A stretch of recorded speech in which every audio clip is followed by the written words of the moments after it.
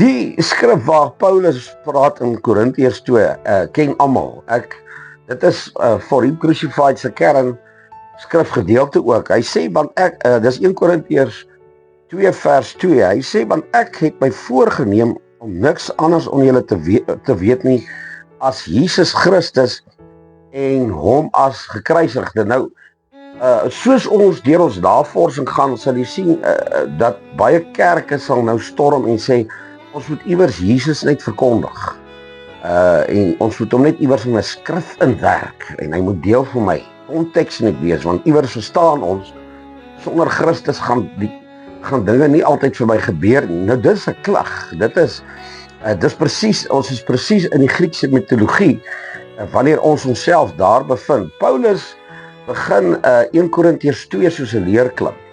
En hy sê, ek wil niks anders, hoor mooi, ek het my voorgeneem ook, met ander woorde, as ek by julle kom, ons kan oor baie goed praat, ons kan getuienisse uitruil van genesings, wat plaasgevind het. Ek dink Paulus en die apostels het ongelooflike getuienisse gehad, van ongelooflike wonderwerke. Ek en my vrou so ruk teruggesels, dat as jy na die boek Handelinge kyk, is dit eintlik 'n baie dun boek en die filter nog met al die ander tegniese aspekte is daar die minimum gefokus op die wonderwerke in die boek Handelinge.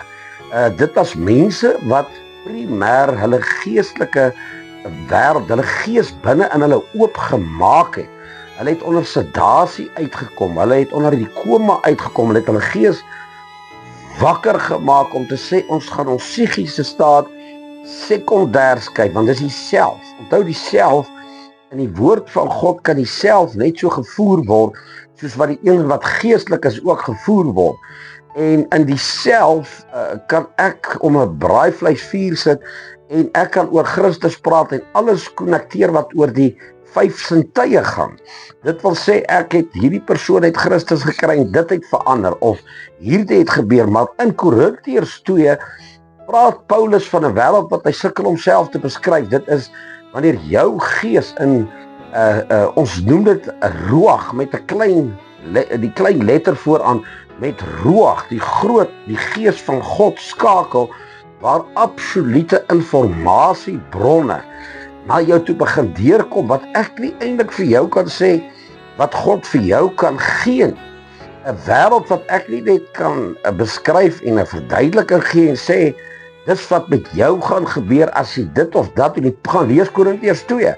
Paulus begin het vertel, en hy begin het praat, dat die wyses van hierdie wêreld, die owerstes van hierdie wêreld, het dit nie, maar die vraag wat ons moet vra is, wanneer ons Christus tevore bring, doen ons dit om te hedge vir die wat se psigiese wêreld in die primêre staat is, om hulle gelukkig te hou, om vir hulle te sê, wow, soos wat die Griekse mitologie, soos wat tot vandag die filosofe noem dit, sielkundiges tot vandag toe, die 5 sintuie promoveer, die 5 sintuie, mense die 5 sintuie haal die hele geloofstelsel uit jou uit.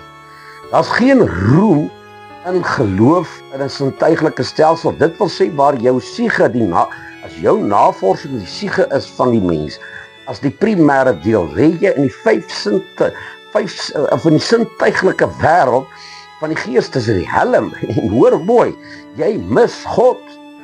Jou gesprek wanneer jy sosiaal verkeer, gaan alles, ja, die godheid word hier ingetrek, 'n skrif word hier genoem, maar alles word in die sintuiglike wêreld gedeel. Maar Paulus sê, hoor mooi, hy sê, ek het my voorgenem om niks anders onder julle te weet nie. Ek wil nie van ander dinge weet wat julle my gaan vertel, wat my sintuie, want Paulus, ons het genoem, was in vrees en bewering. Hy het verstaan hoe hierdie gevoel en ervaring is, maar hy noem, as ek by julle kom, julle het nie nodig om myself nou moed in te praat nie, om myself van my vrees te verlos nie. Ek wil niks anders weet as Jesus in hom die gekruisigde nie. Die man het geweet hoe hierdie mitologie en alles ingeweef was in die godsdiens van die Israeliete, in die godsdiens van Rome, in die Griekse wêreld uit, hoe die filosofe gewerk het, en hy het gesê ons moet van dit wegbreek. Ons moet die siege sekondêr kry, ons moet die geesteswêreld primêr kry, en daar's een wêreld om dit te doen, en dis niks anders as Jesus Christus nie.